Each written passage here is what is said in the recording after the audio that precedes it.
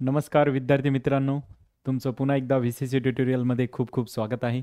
मागच्या लेक्चरमध्ये आपण सांख्यिकी या चॅप्टरचा सराव संच 6.3 पूर्ण बघितला होता. ठीक आहे. सो त्याच्यामध्ये आपण बहुलक कसं काढायचं हे बघितलं होतं. आता या लेक्चरमध्ये आपल्याला सांख्यिकी या चॅप्टरचा सराव संच 6.4 जो आहे आपल्याला तो बघायचा आहे. पण तत्पूर्वी कुणी जर आपल्या चॅनलला सबस्क्राईब केलं नसेल तर तुम्ही चॅनलला सबस्क्राईब करून घ्या. ठीक आहे, म्हणजे येणारे जे व्हिडिओ आहेत, नोटिफिकेशन्स आहेत, ते सगळे तुम्हाला दिसत राहतील. ठीक आहे. सो आता बघा, ॲक्च्युली आपल्याला 6.4 मध्ये बघायचं काय बरं, तर आपल्याला काढायचा आयत आलेख. ठीक आहे, म्हणजे थोडक्यात आपल्याला आलेख काढायचा आहे. पण आता या आलेखचा उपयोग कशासाठी होतो बरं, मीन्स जनरली याचा जर बघितला तुम्ही उपयोग, यूज जर बघितला तर कशासाठी होतो, तर इन जनरली बघा याचा यूज असा खूप साऱ्या गोष्टीमध्ये होतो. जसं की तुम्ही जॉग्राफीमध्ये वगैरे बघितलं असेल बघा, म्हणजे भूगोलामध्ये पण या आयतालेखाचा ठीक आहे खूप सारा जास्त वापर केला जातो. त्यालाच इंग्लिशमध्ये हिस्टोग्राम वगैरे म्हणतात बघा. तर आपण डायग्राम काढल्यानंतर तुम्हाला लक्षात येईल की हे भूगोलामध्ये कुठेतरी वापरलेलं आहे. ठीक आहे. त्याच्यानंतर अर्थशास्त्र वगैरे त्याच्यामध्ये पण खूप वापरलं जातं. तर ते जे ग्राफ काढायचे आपल्याला ते या प्रकारचे ग्राफ येतात बघा. आता ॲक्च्युली जे आपल्याला आयतालेख बघायचा आहे, ठीक आहे, त्याच्या मागचं थोडंसं आपण हिस्ट्री बघूया. हिस्ट्री म्हणण्यापेक्षा काय की आपल्याला त्याचा वापर कुठं करायचा हे बघूया. म्हणजे इन जनरली आपल्या रेग्युलर लाईफमध्ये कुठे केला जातो. मग जसं की बघा, जॉग्राफी सांगितलं मी तुम्हाला. ठीक आहे, भूगोलामध्ये त्याचा वापर केला जातो. जसं मी म्हटलं की अर्थशास्त्र, जे की आपलं अर्थसंकल्प वगैरे सांगितला जातो, तिथे त्यावेळेस पण याचा वापर केला जातो. तर जसं आता अर्थसंकल्पामध्ये कुठं वापर केला जातो बरं, की जसं की बघा 1 रुपया आहे. ठीक आहे, 1 रुपया म्हणजे काय, आपण जो कर भरतो, खूप सारे लोक वगैरे कर भरतात, बरोबर आहे, टॅक्स पे करतात. मग त्या टॅक्स पे करतात तर त्याच्यापासून जसं की आता आपण म्हणतो ना की बरेचसे बघा कुठं इलेक्शन वगैरे असेल किंवा काही झालं असेल तर बरेचसे लोक म्हणतात बघा की निधी आला, आमच्या गल्लीत रोड आला किंवा आमच्या इकडे दवाखाना आला, हॉस्पिटल्स आलं, खूप खूप साऱ्या अशा गोष्टी सांगतो आपण ज्या सरकारी फंडमधून येतात. बरोबर आहे, ते सरकारी फंडमधून येतात. म्हणजे सरकार पैसे कुठून देतं बरं हे सगळे, म्हणजे ते रोड बनवायला, हॉस्पिटल बनवायला, शाळा बनवायला.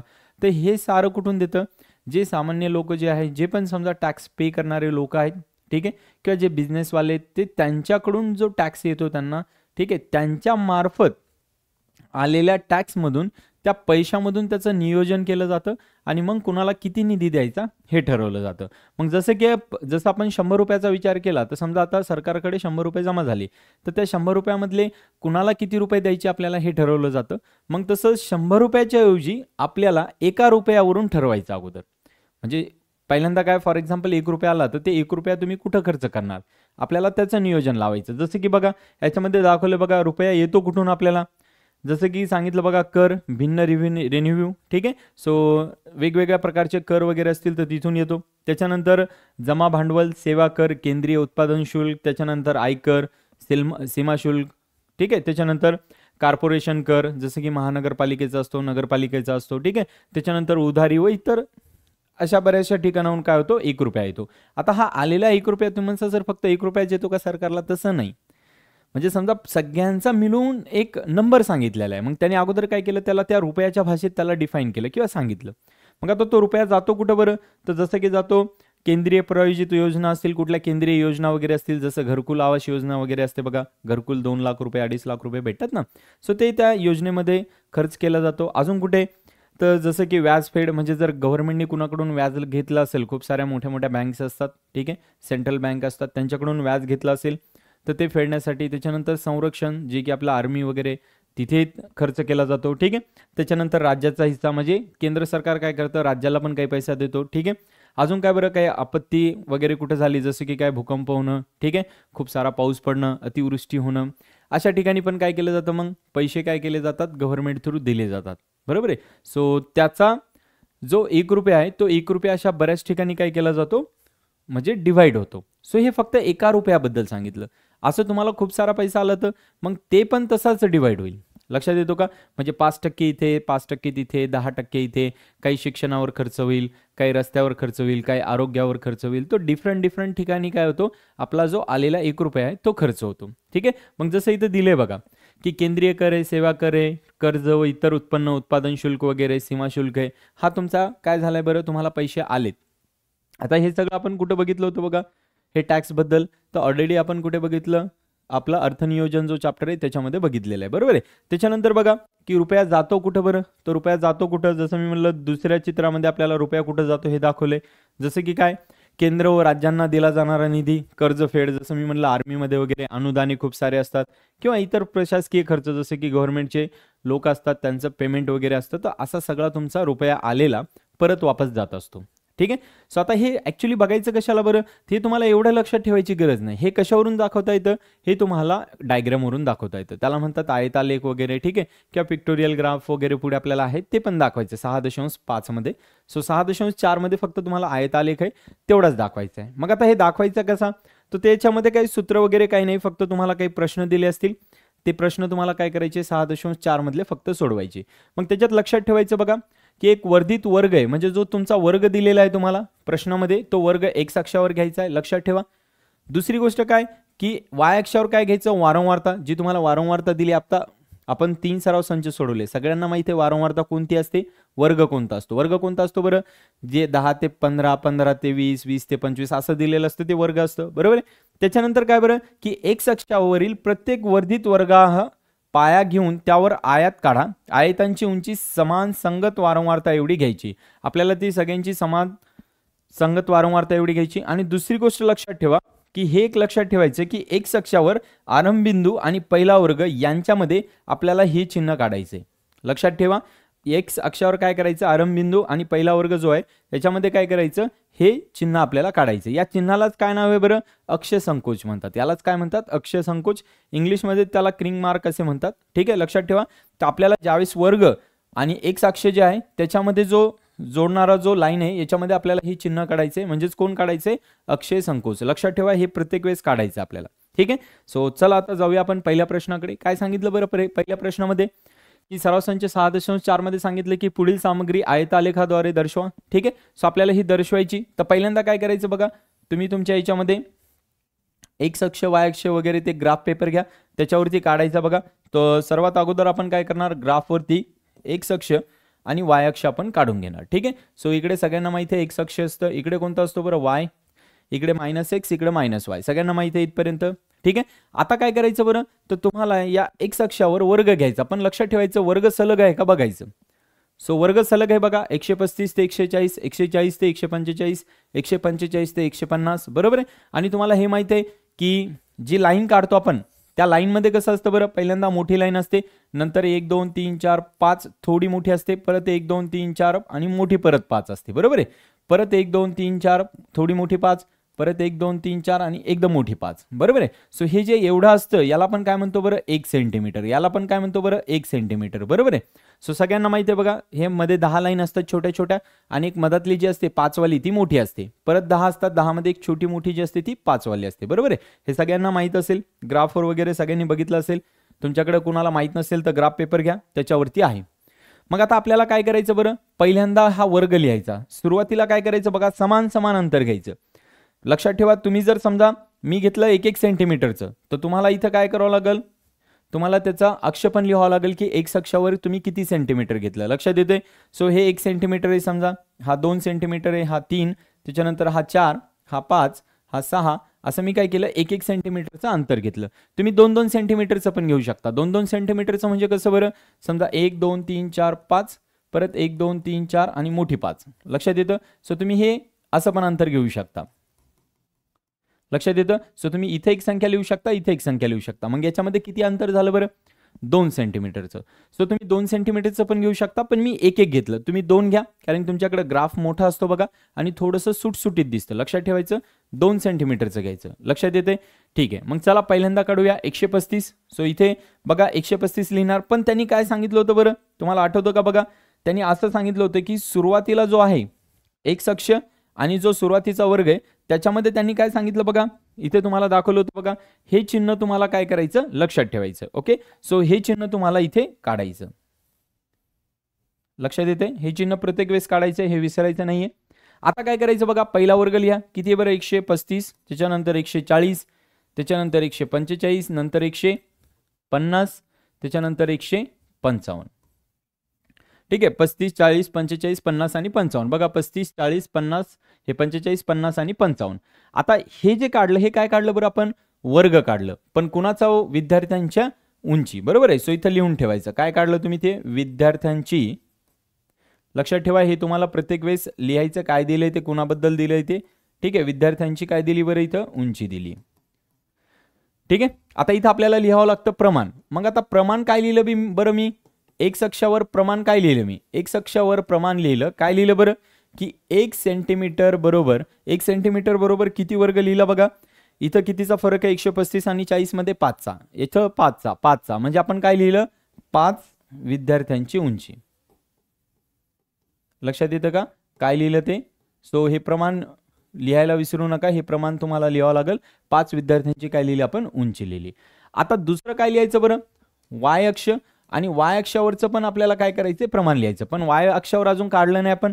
तर बघा किती आहे 4 12 16 आणि 8 बरोबर आहे. सो याच्यात जर बघितला फरक तर 4चा फरक आहे. मग तुम्ही काय करा 1 सेंटीमीटर बरोबर 4 संख्या लिहा इथं 4, त्याच्यानंतर किती बरं 4 नंतर किती बघा 8, त्याच्यानंतर किती यायला पाहिजे बरं 12, त्याच्यानंतर किती यायला पाहिजे बरं 16.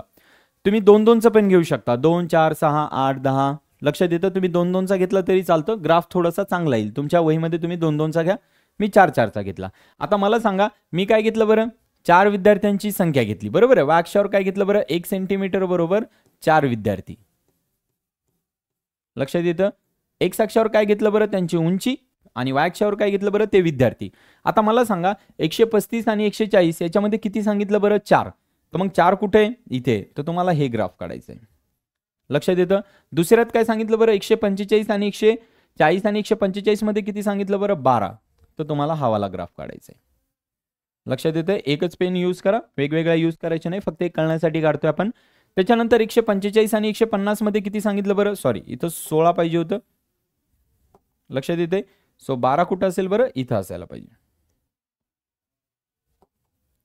इथं 12 आणि इथे किती बघा 16 आहे. मग 16 इथे येईल. लक्षात आलं बघा 145 आणि 150 यांच्यामध्ये किती आहे बरं 16 आहे. आणि त्याच्यानंतर काय सांगितलं बरं की 150 आणि 155 याच्यामध्ये किती सांगितलं बरं 8. तर हा झाला तुमचा ग्राफ.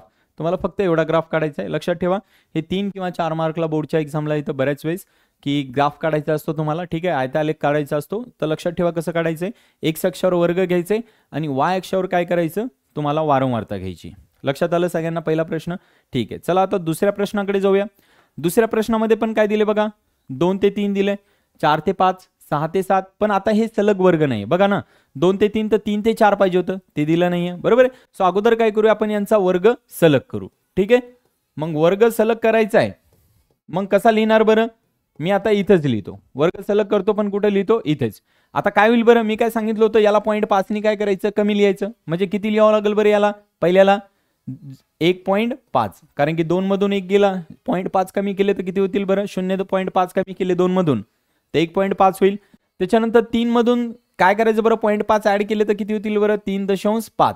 इथे किती होतील बरं बघा पहिल्यामधून 0.5 कमी करायचे, दुसऱ्यामध्ये 0.5 काय करायचे ऍड करायचे, परत दुसऱ्यामध्ये 0.5 काय करायचे बरं कमी. सो 3.5 येईल आणि किती येईल बरं इथं 5.5 येईल. त्याच्या पुढच्या याच्यात किती येईल बरं 5.5 येईल आणि 7.5 येईल. बघा येईल का असं. ठीक आहे सो तुम्हाला सलग केलेले वर्ग असे लिहावे लागतील. आता इथं जागा नाहीये मी थोडंसं इथं खाली लिहितो. बघा पहिल्याच्यात किती लिहावं लागेल 1.5 त्याची संख्या किती बरं शेतकऱ्यांची 30. 1.5 ते किती लिहावं लागेल बरं 3.5. पहिल्यातून 0.5 कमी करा आणि पुढच्या संख्येत 0.5 ऍड करा. याच्यामध्ये पण 0.5 कमी करा बरोबर आहे आणि पुढच्या याच्यामध्ये काय करा 0.5 ऍड करा. याची किती विद्यार्थी संख्या दिली आहे 50. त्याच्यानंतर परत याच्यातून कमी करा आणि याच्यात परत काय करा ऍड करा. इथं किती येतील बरं 55. त्याच्यानंतर इथं किती आहे बरं पुढच्या याच्यात बघा 0.5 कमी करा आणि पुढच्या याच्यात 0.5 काय करा ऍड करा आणि त्याच्या पुढच्या याच्यात काय येतील बरं 0.5 कमी करा चेक करा. सो 9.5 आणि याच्यात काय करा 0.5 ऍड करा. बघा लक्षात येतंय काय काय केलं आपण. पहिला जो आहे तो त्याच्यातून 0.5 कमी केले इथं लिहिलं, दुसऱ्यात 0.5 ऍड केले, परत 0.5 कमी करा ऍड करा कमी करा ऍड करा. मग असा ग्राफ तुमचा काय येईल ग्राफ म्हणजे वर्ग येईल बरोबर आहे. आता याच्यावरून आपल्याला काय करायचं बरं याच्यावरून आपल्याला तुम्ही व्यवस्थित समजून घ्या. ठीक आहे मी लिहिले आता ते ग्राफिकली रिप्रेझेंट करायचं तर वेळ भरपूर लागतोय त्याच्यामुळे मी तुम्हाला थोडंसं डायरेक्टली दाखवतोय कसं येते ते.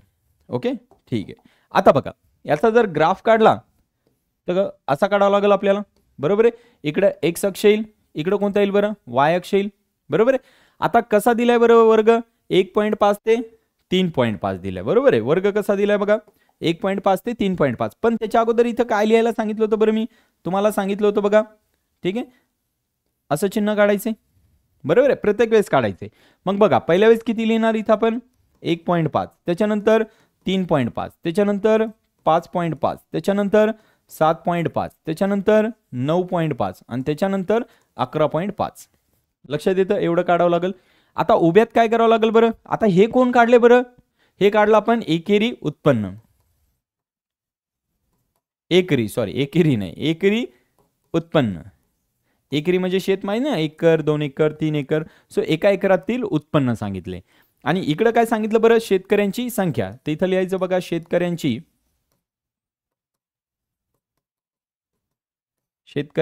संख्या.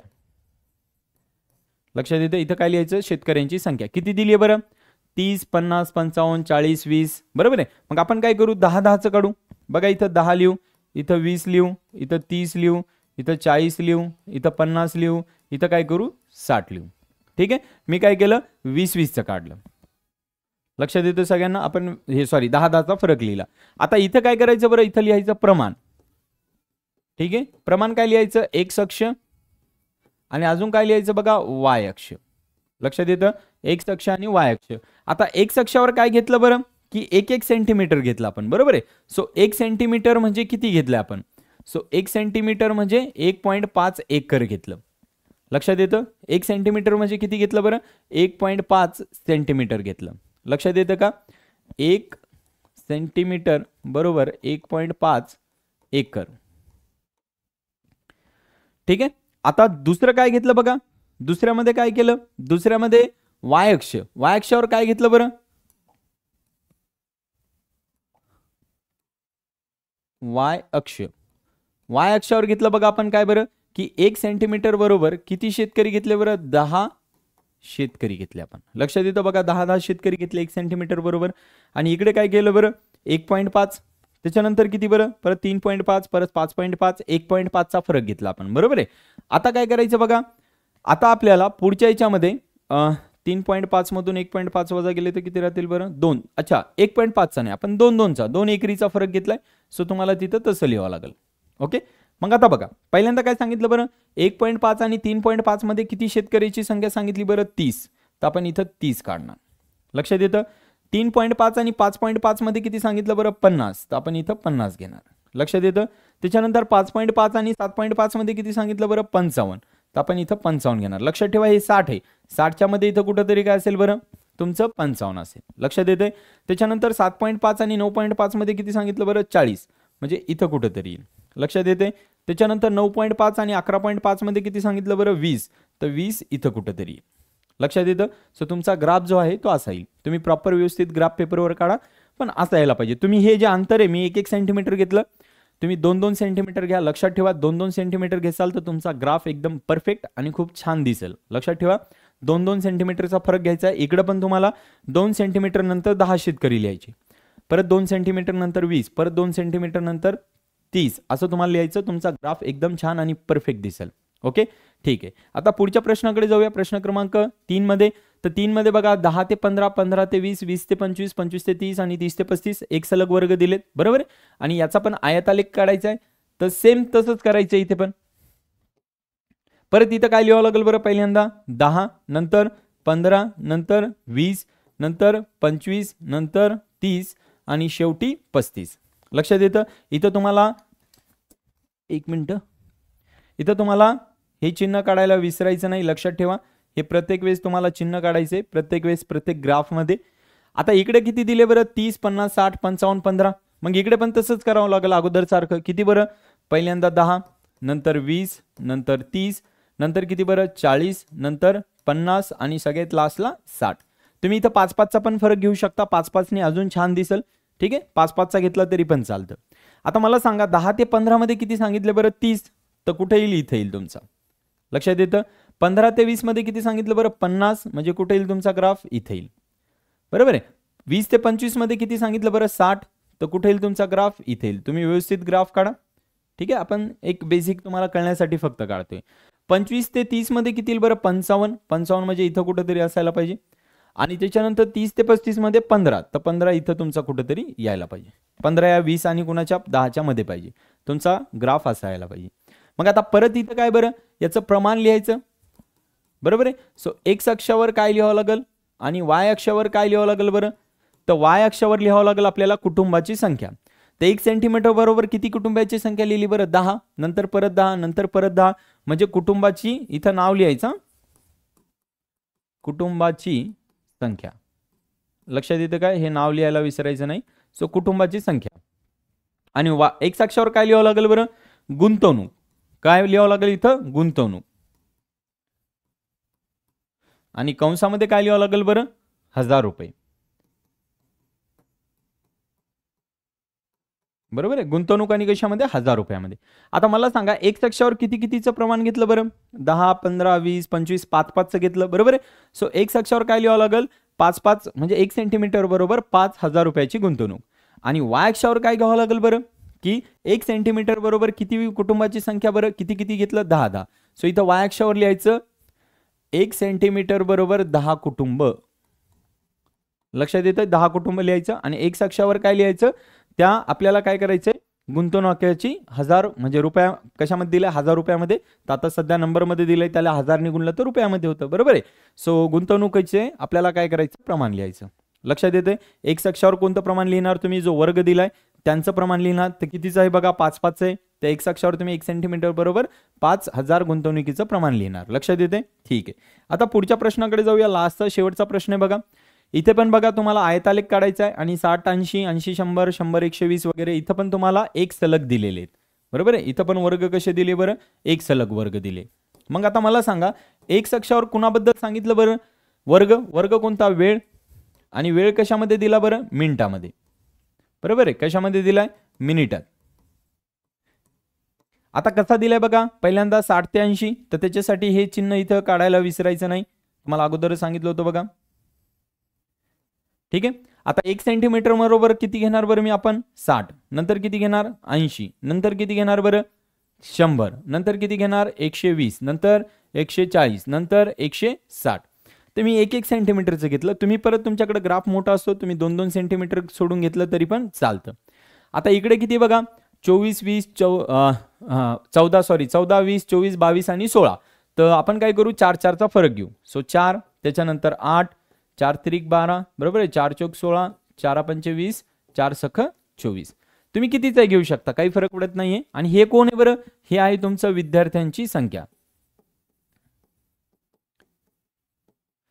तुम्ही इथं आडवं लिहायचं, लक्षात ठेवा. मी उभं लिहिलं, माझ्याकडे उभी जागा आहे. तुमच्याकडे उभी जागा नसेल, तुम्ही आडवी लिहा. ठीक आहे. आता मला सांगा पहिल्यांदा काय सांगितलं बरं? 60 ते 80 मध्ये किती सांगितले बरं? 14. 14 म्हणजे कुठं असेल बरं? 60 ते 80 मध्ये 14 म्हणजे 16 आणि 12च्या मध्ये. त्याच्यानंतर 80 आणि 100च्या मध्ये कोण सांगितलं बरं? 20. तर 20 कुठे आपलं? इथे आहे बघा. ठीक आहे. नंतर 100 आणि 120च्या मध्ये कोण सांगितलं बरं? 24. तर 24 कुठे आपलं? इथे. बरोबर आहे. 100 आणि 120. 120 आणि 140च्या मध्ये कोण सांगितलं बरं? 22. तर 22 कुठे आपलं? इथे आहे. आणि 140 ते 160च्या मध्ये कोण सांगितलं बरं? 16. तर 16 कुठे आपलं? इथे. तर तुमचा असा ग्राफ यायला पाहिजे. लक्षात येते? सो तुम्ही तुमच्या ग्राफ पेपरवर व्यवस्थित पूर्ण एकदम व्यवस्थित काढायचा आहे. एकदम खूप छान ग्राफ येतो. आता मी इथं ग्राफ पेपर वापरला नाहीये, तिथं वेळ जातो. तुम्हाला ऑलरेडी सांगितलं की आपल्याला टाईप करायला वगैरे, त्याच्यात पुट करायला. हे तर बघा मी अगोदर स्क्रीनशॉट काढले. अगोदर कसे क्वेश्चन होते बघा आपले टाईप केलेले. 1-2 वेळेसमध्ये काय झालं, ते थोडंसं मराठीमध्ये टाईप करायला मागं पुढं होतं, त्याचे वेलांट्या वगैरे चुकतात. ते एक वेळेस एक शब्द बदलला तर मुलांनी लगेच म्हणले सर तिथं बेल्ट नाही आहे, काहीतरी क्वेश्चन होता अर्थनियोजनचा. तर ते त्याच्यामुळे मी तेव्हापासून काय करतोय की याच्या स्क्रीनशॉट काढतो, डायरेक्ट इथे पुट करायच्या आणि आपला क्वेश्चन साधा साधा सॉल्व्ह करायचा. नाही तर मग मी इथं ग्राफ पेपर वगैरे पण ॲड केला असता, पण लेक्चर मग आपले थोडेसे उशिरा झाले असते. म्हणजे वेळ लागेल ना, कारण की तो बनवायचं म्हणजे. आणि ऑलरेडी आपल्याकडे 11वी-12वीचे लेक्चर्स असतात, तिथे 4-5 तास लेक्चर घ्यावे लागतात, परत इकडे येऊन घ्यायचं. मग तो थोडासा वेळ आपला काय होतो, आपल्याला वेळ कमी भेटत असतो. ठीक आहे. तो विषय असो वेगळा आहे. सो हे लक्षात ठेवा की तुम्ही याला ग्राफ पेपरवर काढायचे. आणि अशा प्रकारे तुमचा जो सराव संच होता 6.4 तो इथेच संपला. ठीक आहे. नेक्स्ट लेक्चरमध्ये आपण 6.5 कडे जाऊया. तुम्ही बघत आपले लेक्चर्स वगैरे. ठीक आहे. आपल्या फ्रेंड सर्कलला पण शेअर वगैरे करा, त्यांना पण सबस्क्राईब करायला सांगा. कारण की जोपर्यंत आपले सबस्क्रायबर वगैरे वाढणार नाही तोपर्यंत लेक्चर्स जे आहेत ते थोडेसे म्हणजे येत आहेत सगळे आपले व्यवस्थित, पण अजून थोडेसे आम्हाला पण प्रोत्साहन भेटेल. आम्ही पण थोडेशा अजून चांगल्या प्रकारे अजून देण्याचा प्रयत्न करू. जेवढं आमच्या चॅनल होतं आहे आम्ही तेवढं तर देण्याचा प्रयत्न करतो आहे. ठीक आहे. सो बेटर अजून देण्याचा प्रयत्न आम्ही करत राहू. सो तुमच्या फ्रेंडला वगैरे शेअर करा, त्यांना पण सबस्क्राईब करायला लावा. विशेष म्हणजे लेक्चर्स बघा, त्याच्यातून तुम्ही काही गोष्टी घ्या. ठीक आहे. शिका काय काय आहे काय काय नाही. फक्त पेपर पुरतं नका, तर भविष्यामध्ये 11वी-12वीला किंवा तुम्हाला MPSC UPSC व्हॉटएव्हर जे पण करायचं असेल तर तिथं तुमचं कॅल्क्युलेशन बेस जो आहे तो चांगला असायला पाहिजे. ही एक गोष्ट लक्षात ठेवा. फक्त 12वी 10वी बोर्डच्या पेपरसाठी अभ्यास करू नका, बेस चांगला ठेवा. ओके. सो भेटूया नेक्स्ट लेक्चरमध्ये. तोपर्यंत बघत राहा आपलं VCC ट्युटोरियल. धन्यवाद. थँक्यू.